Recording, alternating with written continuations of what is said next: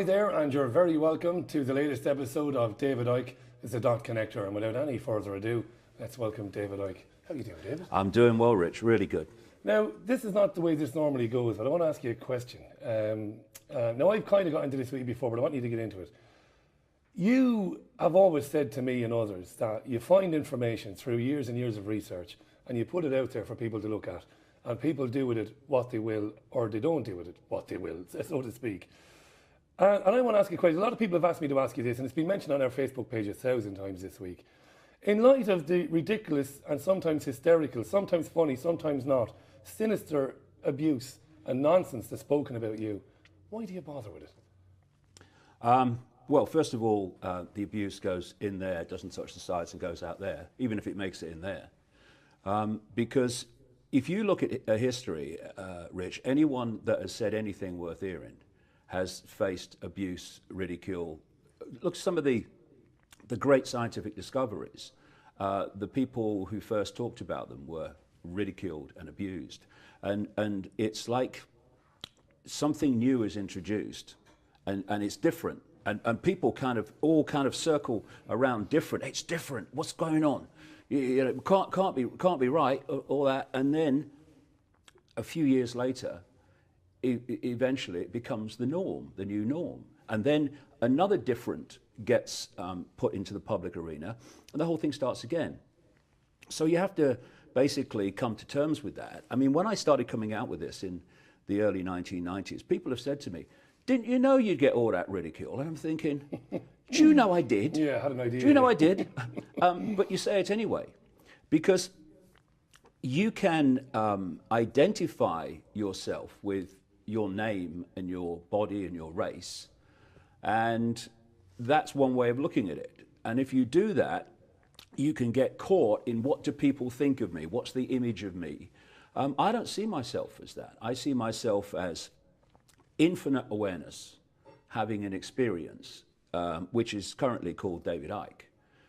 But I will be, as everyone else will be, having multiple other experiences simultaneously, not only simultaneously, but at the same time, in other realities and other realities of experience. So what people think, good or bad, of this one experience called David Icke is completely irrelevant to me. Because you know what I've learned over the years? They'll think something else tomorrow. And if you get caught in what people are saying about you, then you have a tendency to stop and defend yourself. And when you do that, you're not getting on with it, are you? Oh, don't say that about me. I couldn't care less. And you know, my approach has always been incessantly putting out information and new information. Boom, boom, boom, boom. And then, you know, people over the years, so many different people, they'll go, oh, he's mad, he's this, he's horrible, he's Satan, he's all this stuff. And then I'm still going boom, boom, boom, boom. And they look up, they go, where's he gone? See that little figure over the horizon? There he is now. And if someone else comes in, boom, boom, incessant. And it has an effect in the end when you do that, rather than stopping and worrying about what people think of you. Because, you know, I've seen it said that I will have my reputation trashed here and reputation trashed there. And I think, it's an important way of looking at this, that I don't have a reputation, so there's nothing to trash. See, what is a reputation? It's an image.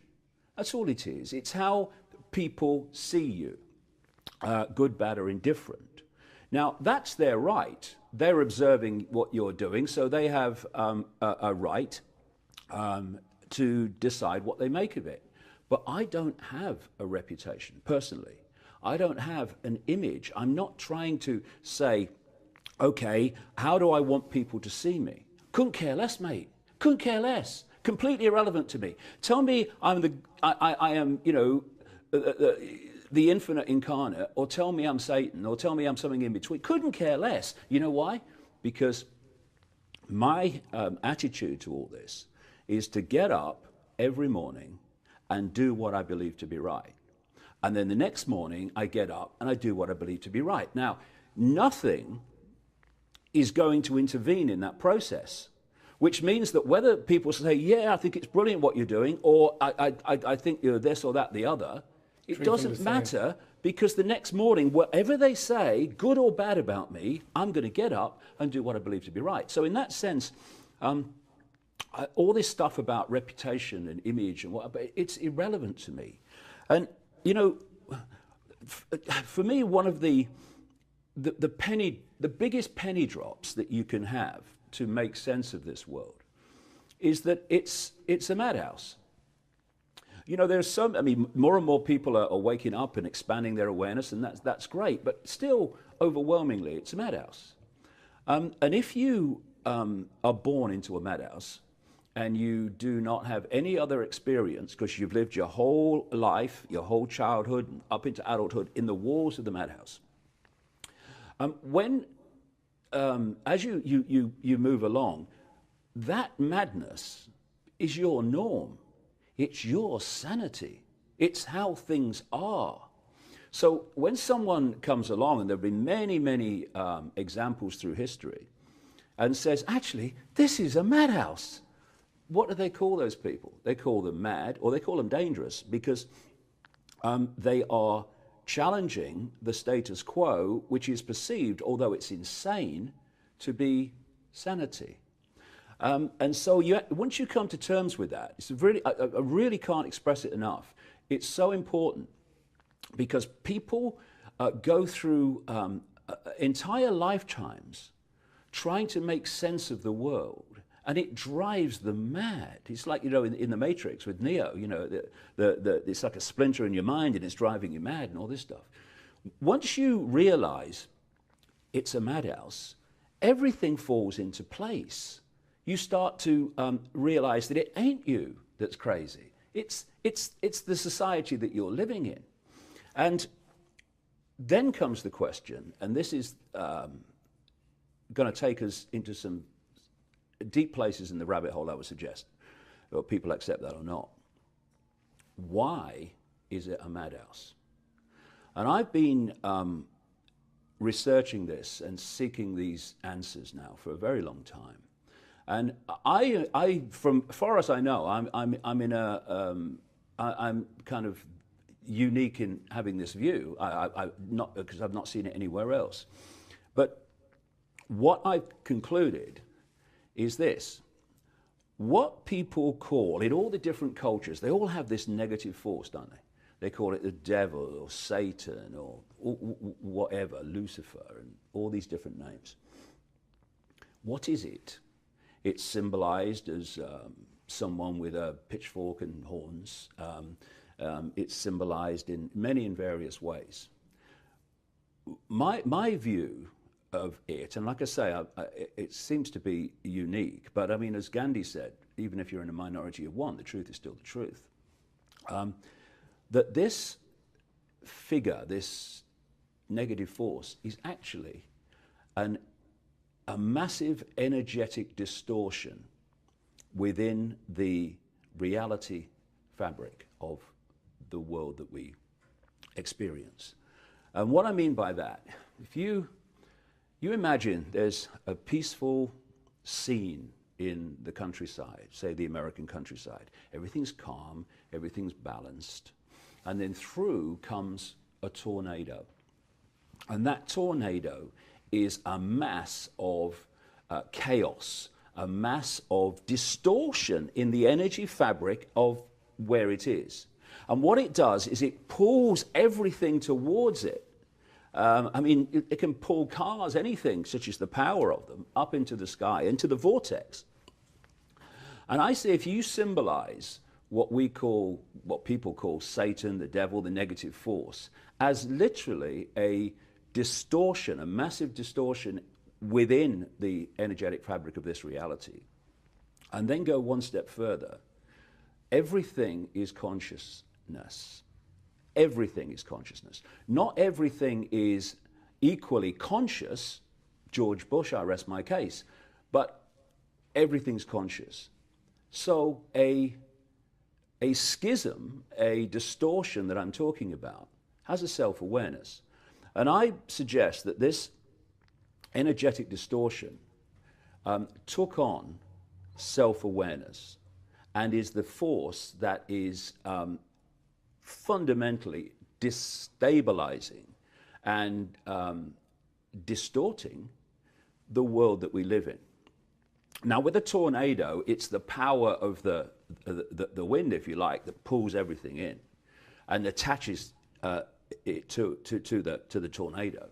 In terms of this distortion, it's frequency. Are you in its frequency or are you not in its frequency? If you're in its frequency, it will start to influence your behavior. And that behavior will become more and more distorted the more that connection gets more and more strong. And interestingly, Native Americans have a saying which goes like this: inside each of us are two wolves. One, they say, is evil. It is anger, envy, sorrow, regret, greed, arrogance, self-pity, guilt, resentment, inferiority, lies, false pride, superiority, and ego.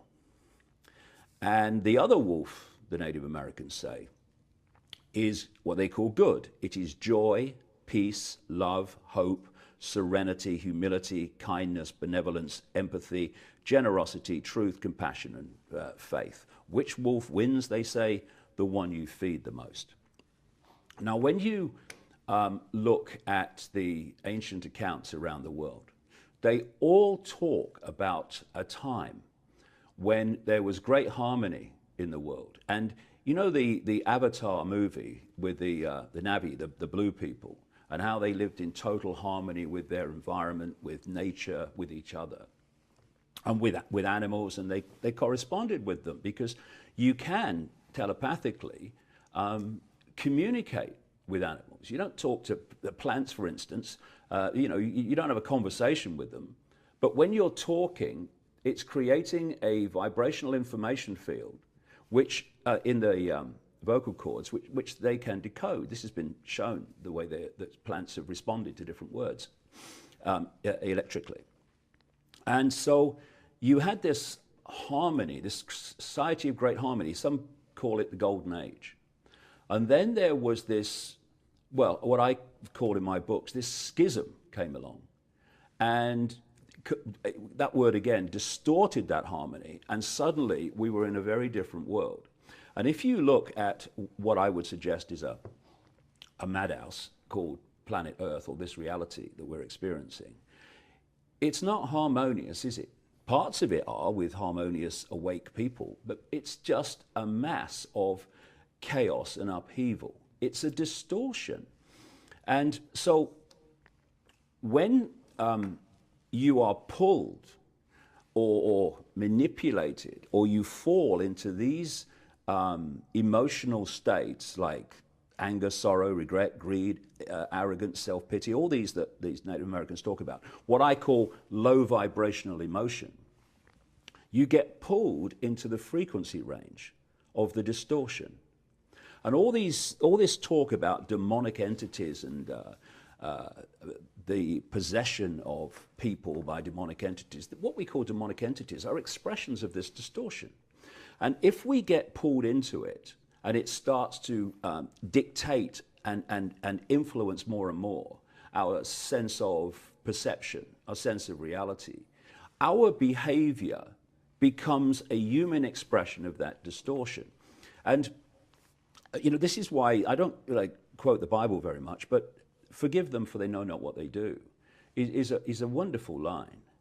And I try, it's frustrating sometimes, and you lose it for a few minutes sometimes out of sheer frustration.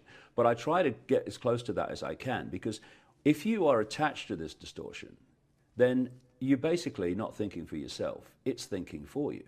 And there are different levels of it. Those that are absolutely caught in the distortion, they're the ones that do satanic rituals. They're the ones that sacrifice children. They're the ones that do all these horrific things. They're the ones that pepper bomb cities of civilians and think it's fine.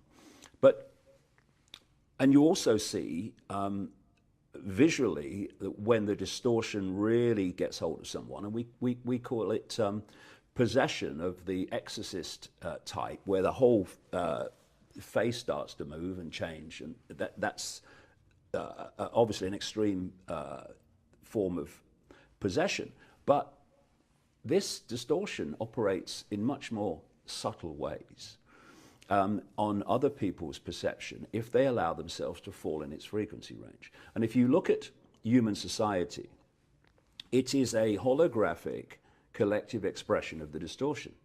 And thus, all the time, if you look at it, look at these emotions I'm talking about, these low vibrational emotions. Look how society's set up and how it's set up to constantly create experiences for people and situations for people, individually and collectively, that pulls them into those emotional states. And when we fall into those emotional states, we fall into a much stronger connection to this distortion.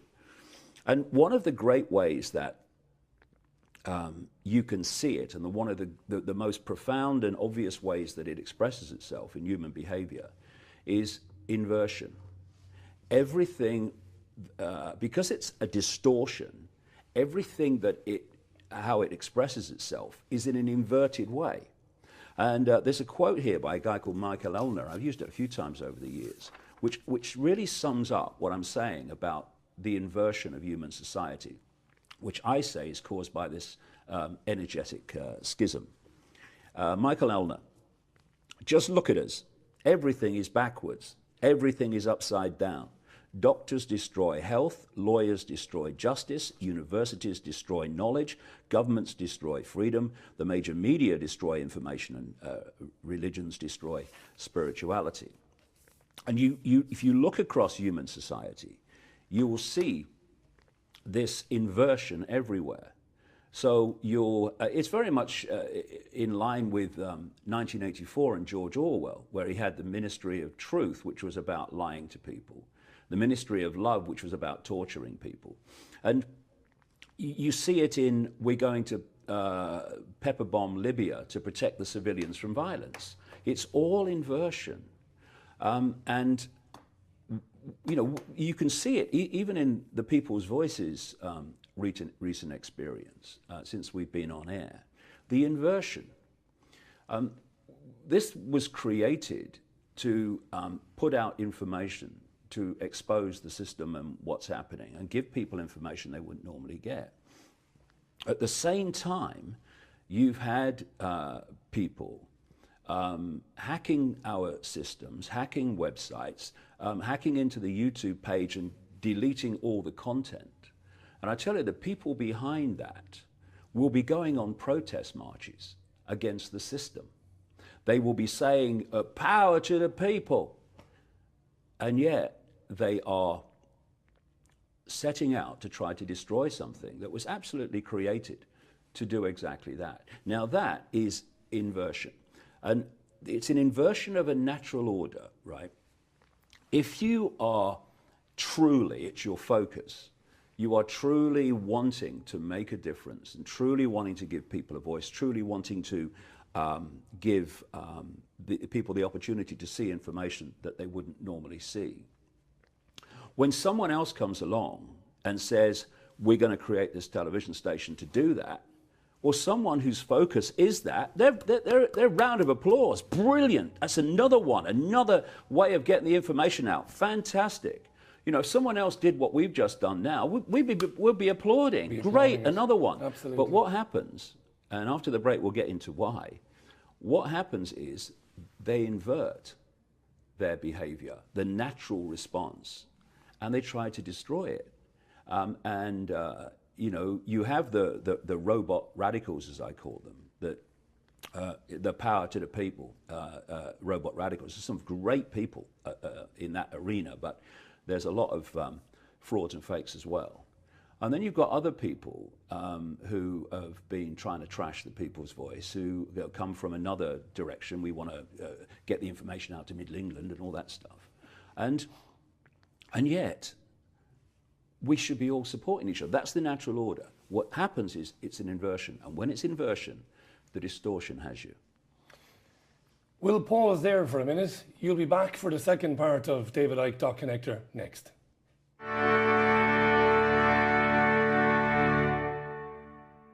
welcome back to the second part of Icke Dot Connector. David, just before the break, you were talking about how people who should be naturally predisposed to be all about a project like this because of what they have done, or at least what they've perceived to have done in their own past, and yet throw all sorts of negative things at us, at some of the people who work for us, at people who are connected to us.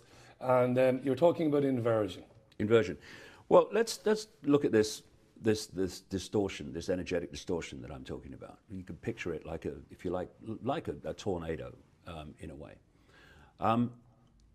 There are people who are clearly trying to protect the status quo, clearly trying to protect the system, which is an expression of the distortion. That's why we have such a distorted society. But this distortion manifests itself in endless different ways, often even in ways that it manifests as people who, on the surface, are challenging the system. But this is the common denominator. When something comes forward, or someone comes forward, to really challenge the system and really expose what it is, so it's really deep in the rabbit hole, so that we can get to that point where you can actually change it, getting beyond its projection into where it's being projected from, then you see all these apparently opposing forces, left and right, and all the others that go on, uniting in their condemnation of it. And so this has always been going on throughout history. I came across these two quotes. Don't let anyone think I'm saying these are applying to me. They're applying to the point I'm making. Einstein said, great spirits have always encountered violent opposition from mediocre minds. And Jonathan Swift said, when a true genius appears, you can know him by this sign, that all the dunces are in a confederacy against him. And if you look throughout history, that's a common theme that goes on and on and on. So you have the people that say they want to challenge the system. But when something comes along to add to that challenge significantly, they turn against it. Now they have to go through a psychological process of self-justification. When they are saying they stand for challenging the system and the status quo, and they are now attacking and trying to trash something that's doing that 24 hours a day worldwide, they have to justify that to themselves through a piece of mental gymnastics. So what they have to do is convince themselves that this is a bad thing, that bad things are happening, to justify their condemnation of it, when on the surface it's actually doing what they say should happen. And so they have to come up with ways to justify that, and in their own fevered minds, they do. And so what they've had to do with the people's voice to hold that self-justification is to ignore the content. Ignore it. You know, when you look at the amazing content that we put out that wouldn't have come out in this way otherwise since November the 25th, and you saw that increasing mass of on-demand, free to take and watch content on the People's Voice YouTube channel. That was such already an extraordinary contribution to human understanding of, across a great range of subjects, There's nothing like it. of what's actually going on and you're not being told about. So when hackers go in, and it wasn't security agencies or military, they have things called keystroke programs, and every time you put your password in, you're typing it on their screen if they want. They don't have to go looking and hacking in to get passwords, because they've got all these programs. And so someone like that, they could take us down any time, because they would know all the passwords and everything. The people who are doing it have had to find the passwords. So this is not this is not being done in the last few weeks by military intelligence agencies. And that level of effort shows a real obsession, doesn't it? It's obsession. I mean, it's a real obsession to go into that level of... It's an obsession to destroy. Yeah. And forgive them for they know not what they do, because they literally are not in control of their own minds. Because I would suggest that they are being influenced by distorted energetic fields, therefore they are making distorted judgments, and distorted behavior comes from it.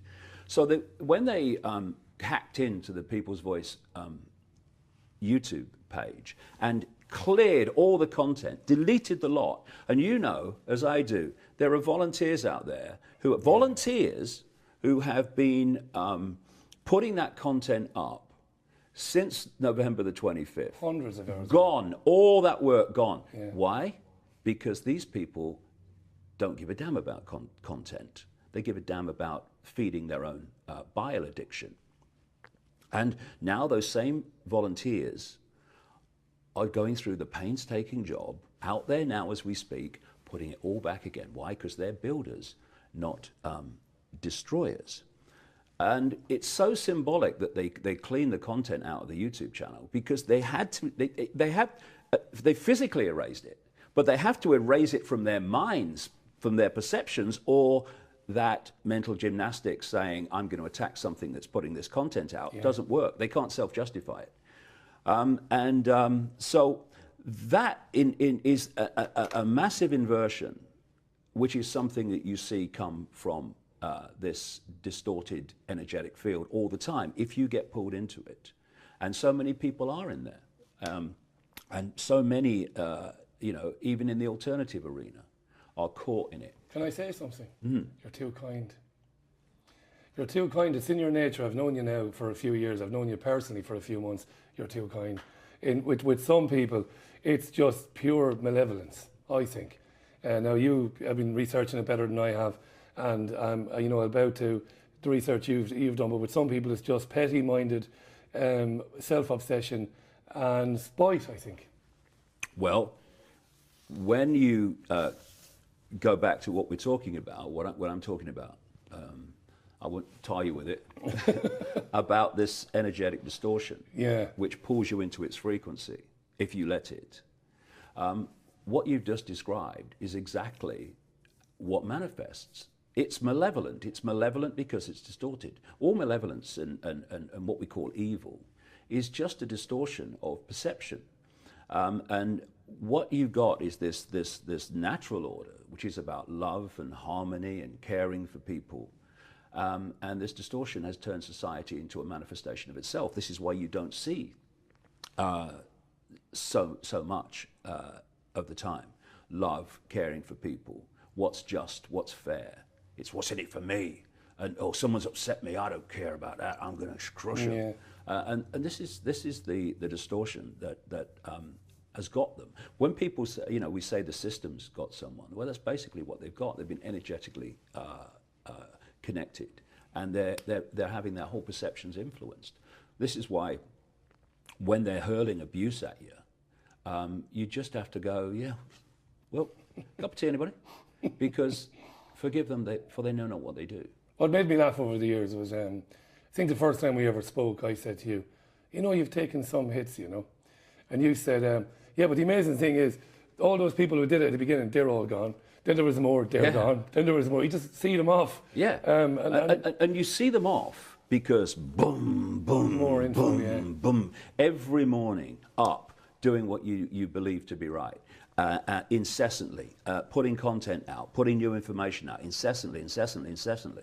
And that you see them off because they basically, you wear them out. You do frustrate your friends and family, though, because there's been one or two occasions, we won't get into this, but a couple of months back, you'd gone back to the Isle of Wight for a day. A tabloid newspaper in this country put out a ridiculous story. It was so ridiculous, it was laughable. It was laughable for 2 minutes until I went, hang on a second, that's my mate they're talking about. It's not funny then. And I thought, go for them. And I did say that to you, didn't I? Not just me, but your family, Sean, your friends, Mike. Go for them. No, couldn't be bothered. Couldn't be bothered. Why? Because I don't care what they say.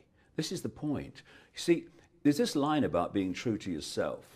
And that's the only person you can really be true to, because only you know what your motivations are. And, go back to what I said earlier.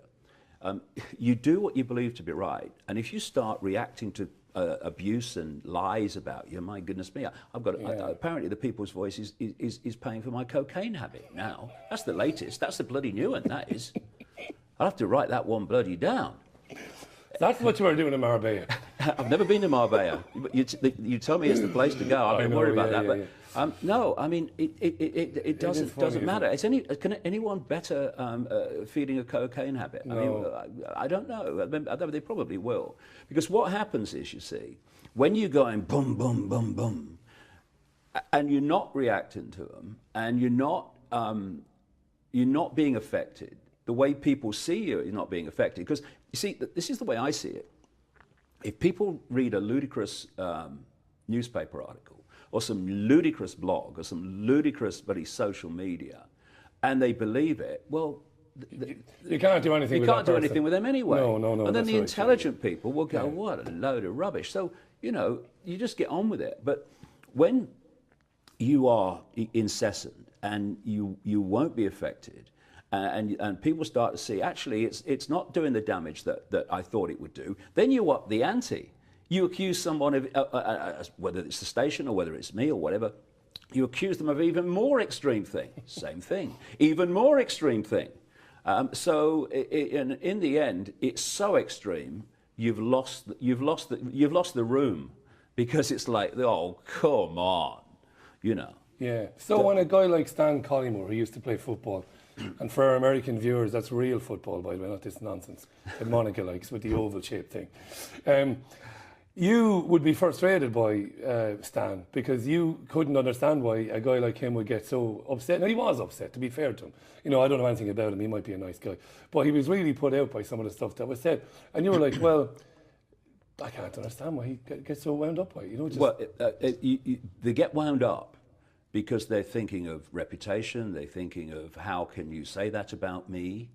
And this is, I think, if people want to not be affected by what other people think, they need to realize that it's not what is said about us, it's our response to it that decides if we're affected or not.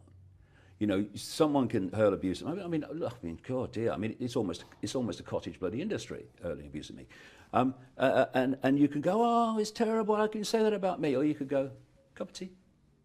And the difference is whether you're affected by the same abuse or whether you're not.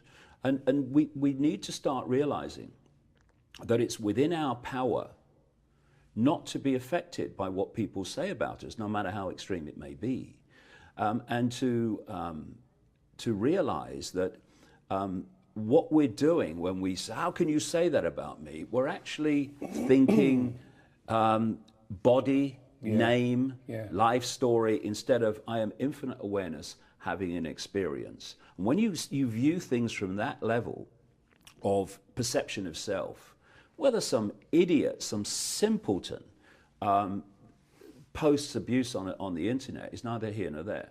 It doesn't matter.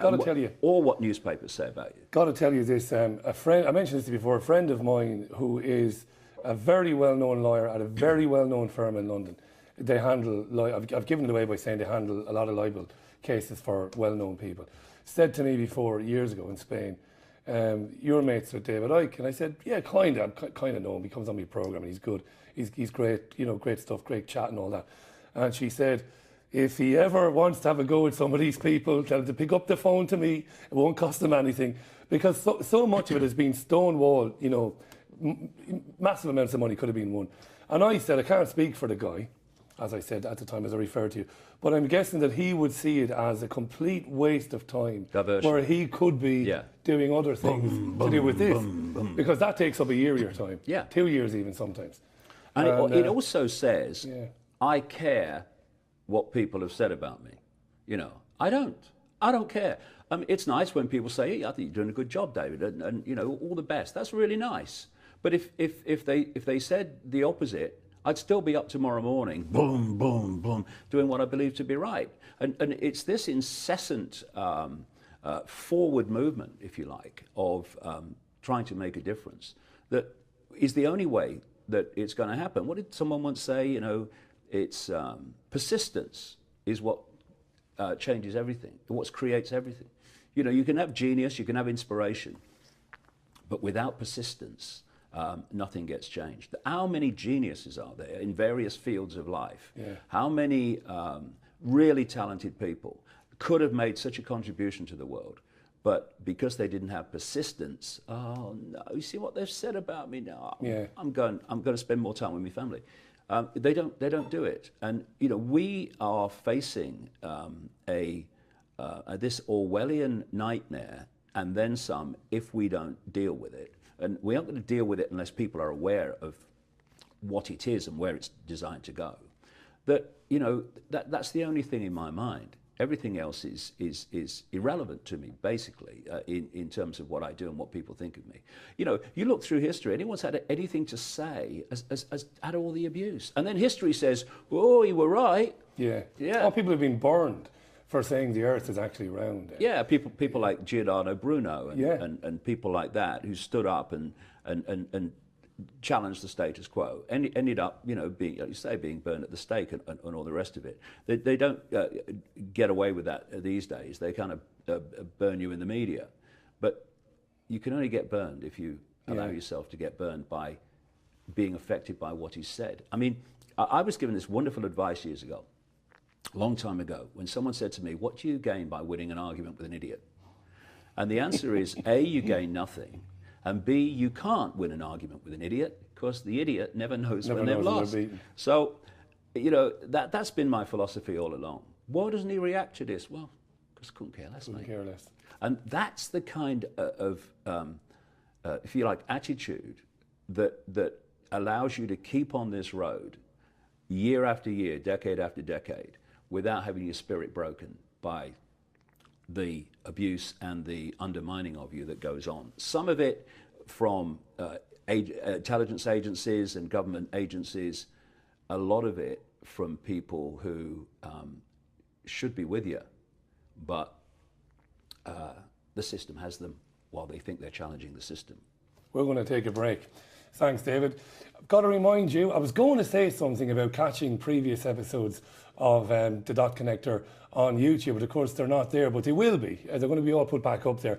But you can also get episodes, previous episodes on davidicke.com. Get onto davidicke.com. We'll be back for the final part of David Icke Dot Connector after this break.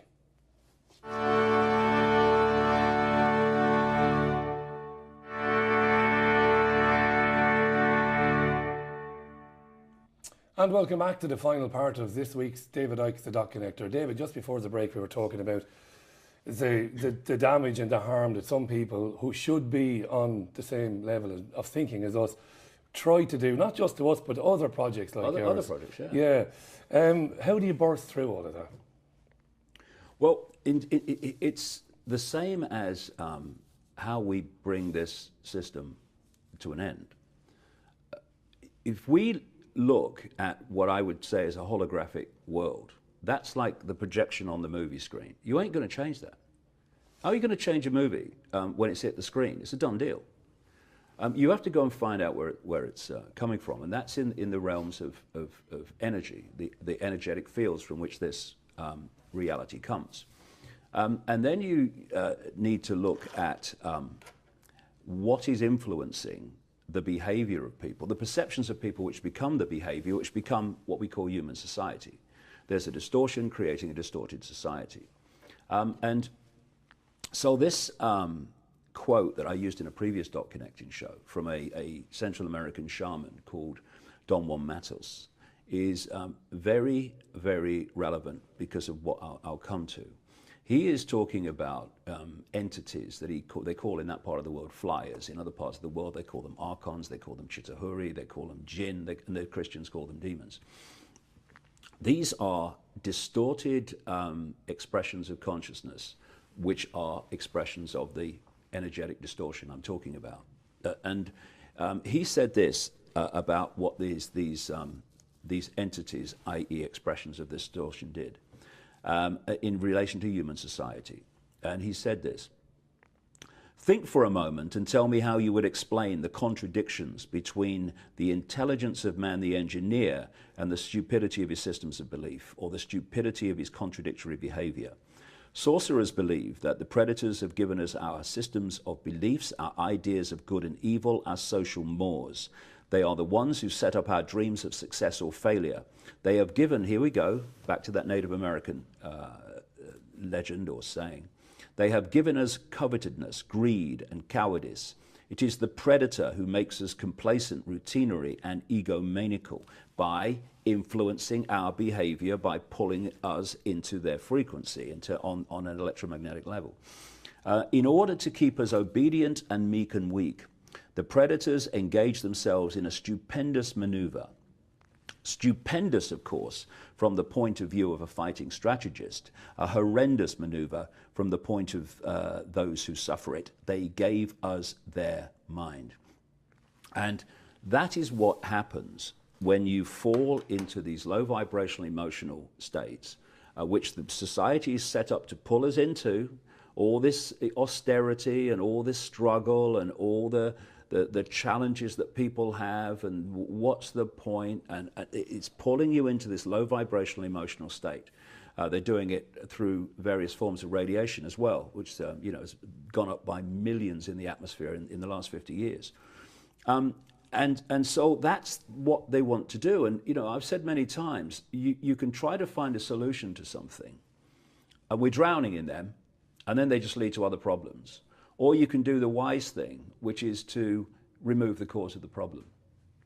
And the cause of the problem is we allow ourselves to be pulled emotionally into these low vibrational states and mentally into the five senses, which is another kind of stadium on which this distortion operates. And in doing that, we not only behave through distorted perception in ways that create the society that we have, we're actually feeding the distortion by creating more and more distorted energy collectively by our emotional states. So, simple things, people look at the world and they think the answers must be complex. They're not. It's ever so simple. We love each other. That's it. When you open your heart and get out of your head, you open your heart, and by doing that, not just the physical heart, but opening this heart vortex, this heart chakra, as they call them in the East, wheels of light, you are connecting to something much greater than the brain will ever connect to. It's inspiration, it's intuition, it is love in its true sense. It's not love that says, I fancy you, darling, and let's go down the pub, let's go down the disco or whatever. Do they still have discos? I don't know, I'm too old. They used to have when I was alive. I don't remember either. And it's a love so different to the love that we call actually attraction, that we have to give other names to it to emphasize the difference. One is unconditional love. I love you, end of story. Not I love you if, I love you when, I love you. That's it, end of story. And your problem is my problem. And your injustice is my injustice. Your unfairness is my unfairness. And when I see a situation where the fair thing is for you to get this and that, I am not going to go in and try to get this and that because I can by manipulating the situation. I say, fair and just thing to do is you do that. And that love creates an energetic frequency so high compared with the distortion that never the twain shall meet. You stop being influenced by the distortion because you're not getting pulled into those low vibrational states which it's just trying to do to feed itself. And if we go through this process of opening the heart and doing what we know to be right and loving those that abuse us, doesn't mean you stand for it, doesn't mean you say, hey, I'm not having this, but you don't do it with hatred you realize, forgive them for they know not what they do. Have we ever lived like this? Well, you mentioned at the beginning of the program. Have we ever lived like that? I think if you look at the common themes, Rich, of the legends all around the world of this society, I think we did at one point. But you imagine, like I said, let's go back to what we were talking about earlier. You've got a beautiful landscape. Everything's calm. Everything's balanced. And a tornado comes through it. That landscape ain't the same as the tornado goes through it. And our fabric, the fabric of our reality, has not been the same since this distortion, this schism came through it. And the schism is self-aware. And it can self-awarely manipulate and feed itself. And when you open your heart, you cease to feed it. Because Radio 1 can't connect with Radio 2. They're on different frequencies. The open-hearted, unconditional love cannot connect with the distortion because they're so far away in frequency terms. They pass through each other just like radio frequencies do. This is the answer. And so when people talk about fighting for justice, fighting for freedom, a great line from Tony Blair, we must fight for peace. Talk about bloody inversion. Fight for peace. Unbelievable, fight for peace. Kill for peace, effectively. We don't have to fight for anything. If we fight, then we create a war of some level, whether it's a personal war or it's a collective war. We didn't need to fight for anything. We need to stop fighting. Stop fighting for justice. Stop fighting for peace. Stop fighting for everything. And start being justice, being peace, being fairness, being love. And if, imagine, mate, I mean, people say it's not that simple. Hold on. What if vast, vast numbers of people, far more than ever are now, interacted with each other on that basis?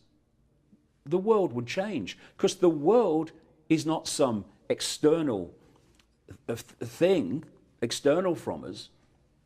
The world that we experience is the collective outcome of human perception and thus human behavior. And we have got into this situation now with human society because humans have had their perception manipulated. They've been pulled into me, and all these things, if I can find it again, these things in this Native American legend. Anger, envy, sorrow, regret, greed, arrogance, self-pity, guilt, resentment, inferiority, lies, false pride, superiority, ego, all these things and many more. We have got pulled into those states, and they express themselves in human interaction to create expressions of themselves in human society. And if we did that, and we went for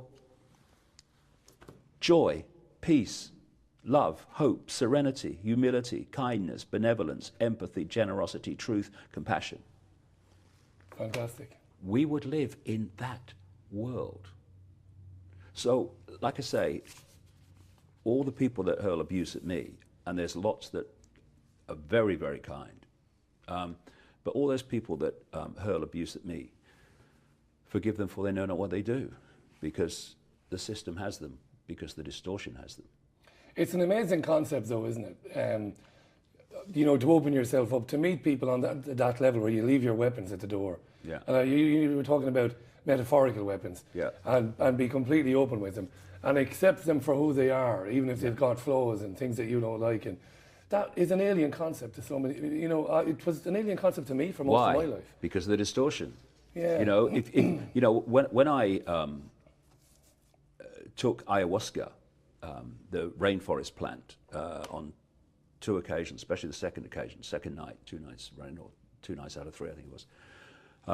No, 2 nights running it was, not even mass. My mother was always like that, you know. She'd start telling you a story, and she'd go off on tangents. Yeah, she'd go, it were a Tuesday. Yeah. No, it were Wednesday, because I'd do my washing on Wednesday. And you think, well, all this detail, start the story, you know. But anyway, and when I took the ayahuasca on the second night, I went to a place, another level of me, as we all have other levels of ourselves, that was beyond this reality, beyond this distortion projected. And the scale of love in its deepest, most indescribable state was just stunning. And I wrote a book as a result of the experience and all that I was told, called Infinite Love is the Only Truth. Everything else is illusion. All that's going on in terms of attacks on the people's voice, attacks on me, or whatever, it's all an illusion. And an illusion only gets you if you believe it is real. And so, you know, all of us, we are living in the illusion, we're experiencing the illusion, and in the moment you can get caught in the illusion.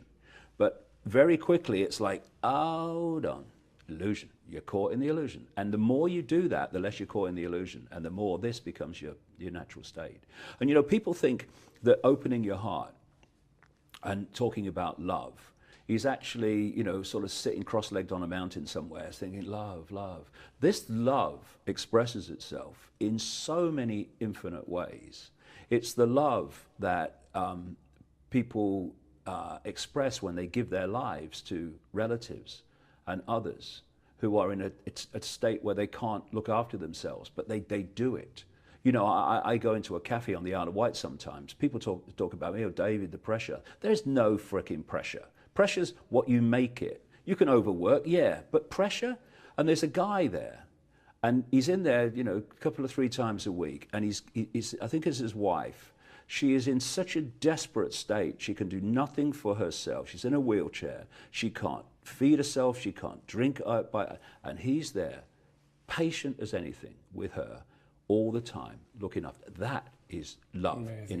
in its true sense. And another expression of this love is getting off your backside, getting up and saying, we're going to live in a nightmare world. When I'm in my 60s, I ain't going to live in it as long as most people alive today. But hey, who cares? We want to make a difference to the world they're going to live in. And you take the abuse and boom, boom, boom. When actually you think, oh, I'd love to go here and do this and do that, but I can't. Boom, boom, boom, boom. So there are different expressions of this love. It's not all, you know, I feel love. And in fact, there's so many people I've met in what you call the New Age arena. There's some lovely people in that arena who talk about love, and yet they don't express it in action because they can't overcome the fear of taking action and the possible consequences of it. And so they use the theme, the idea of love, the symbol of love, not as a mechanism for change and doing what you know to be right, but as a means of escape, of doing nothing. But just as the robot radicals attacking the people's voice have to self-justify the fact that they are doing that when they should be cheering and clapping at what's being done. There's that self-justification. Yes, self-helping. Yeah, that's self-justification. So people who are using love as a form of escape have to persuade themselves that they have to ignore all the bad things going on in the world because that's negative and we have to be positive. And so they convince themselves that just by doing nothing, but I'm giving love, then they can justify to themselves doing nothing. And, you know, I hear it said, you know, about people like me when we're exposing this stuff. It's negative. It frightens people. And you know, what you get is people who say, you know, like in the New Age arena, they say, we must overcome fear. And then they're saying, well, you're frightened. Well, what happened to overcoming fear? You know? And like I say, one thing that is never negative, is knowledge. Knowledge is never negative. Ignorance is negative. And that's why the People's Voice is here, to challenge ignorance with information. Now, we've got about 60 seconds left. Any idea what we'll be talking about next time on the Dot Connector? Yeah, I'm going to go through a series of things next time, ancient and modern, and show how they connect. And it explains why things are happening today that don't seem to be connected, but are absolutely connected. Everything's connected in the end. Brilliant. Thanks for today. Cheers, Rich. That's fantastic. Remember, check out davidicke.com, David's webpage. Check out the headlines there for up-to-the-minute news and a different take on the news that's being broadcast by the mainstream media. These episodes will be up on YouTube very soon, and we'll be back next week with another David Icke Dot Connector. Until then, thank you and goodbye.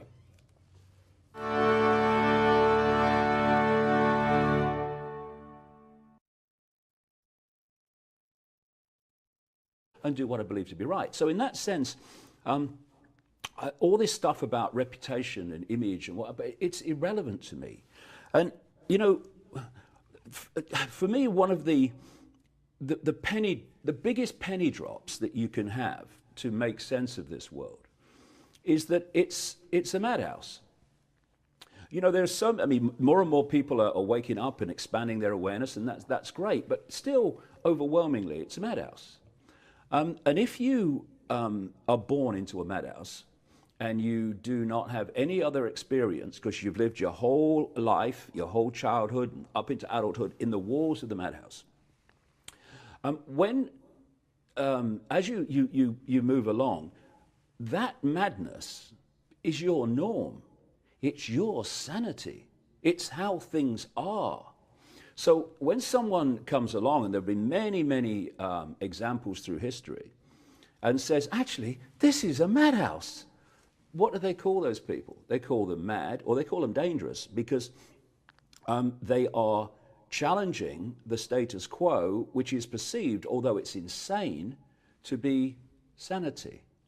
And so once you come to terms with that, it's really, I really can't express it enough.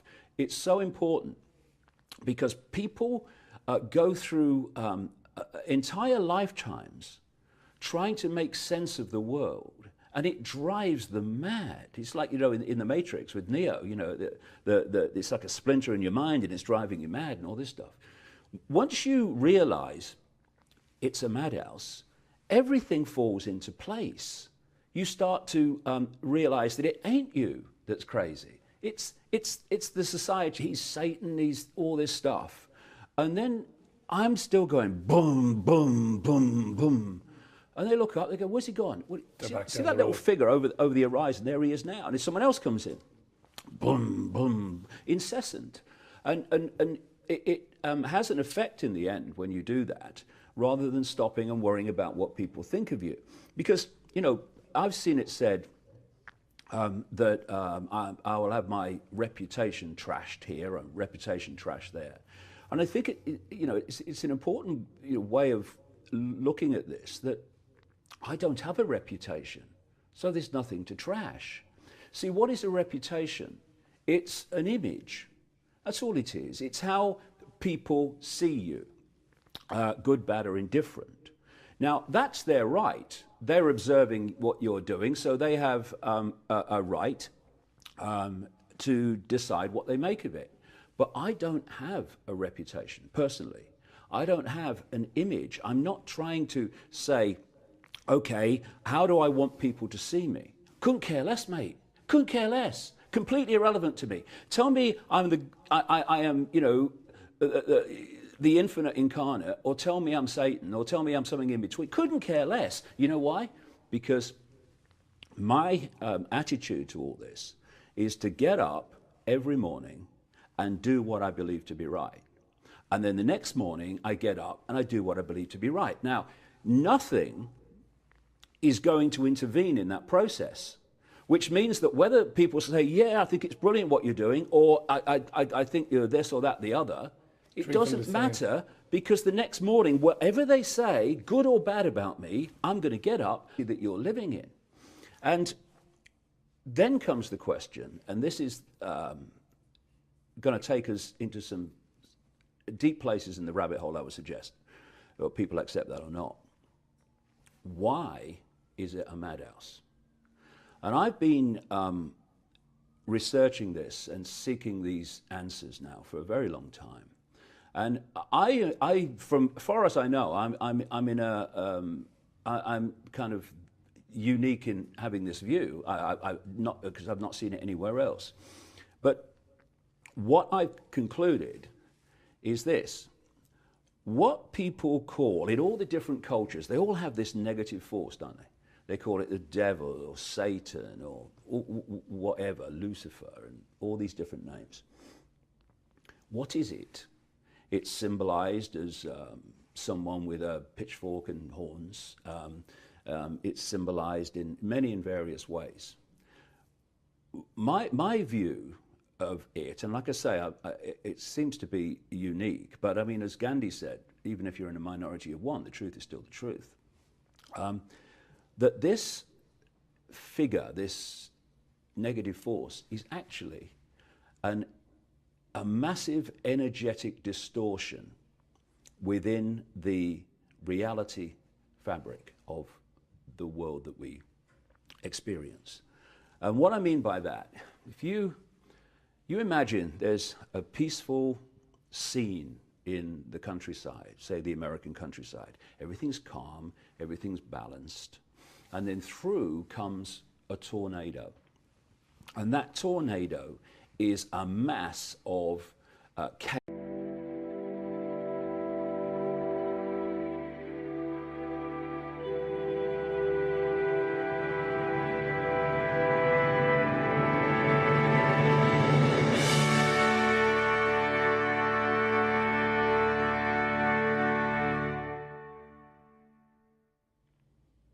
Hi there, and you're very welcome to the latest episode of David Icke Dot Connector. And without any further ado, let's welcome David Icke. How are you doing, David? I'm doing well, Rich, really good.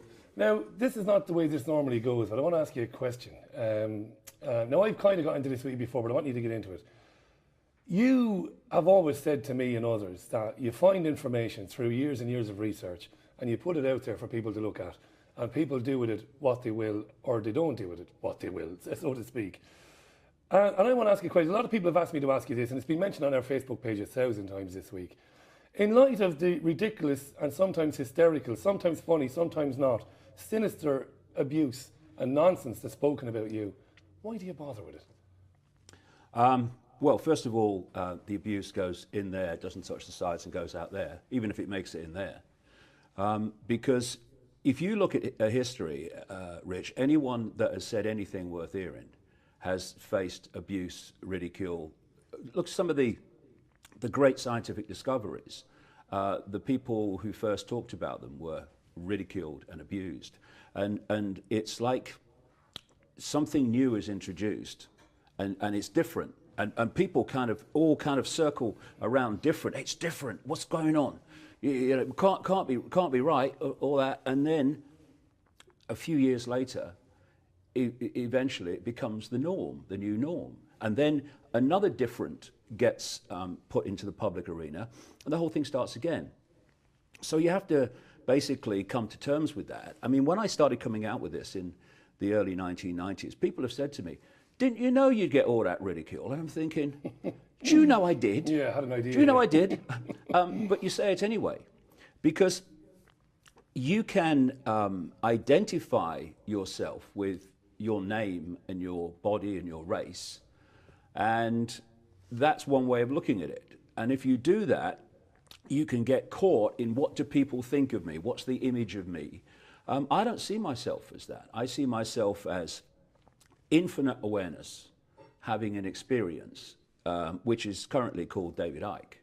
But I will be, as everyone else will be, having multiple other experiences simultaneously, not only simultaneously, but at the same time, in other realities and other realities of experience. So what people think, good or bad, of this one experience called David Icke is completely irrelevant to me, because you know what I've learned over the years? They'll think something else tomorrow. And if you get caught in what people are saying about you, then you have a tendency to stop and defend yourself. And when you do that, you're not getting on with it, are you? Oh, don't say that about me. I couldn't care less. And you know, my approach has always been incessantly putting out information and new information. Boom, boom, boom, boom. And then, you know, people over the years, so many different people, they'll go, oh, he's mad, he's this, he's horrible.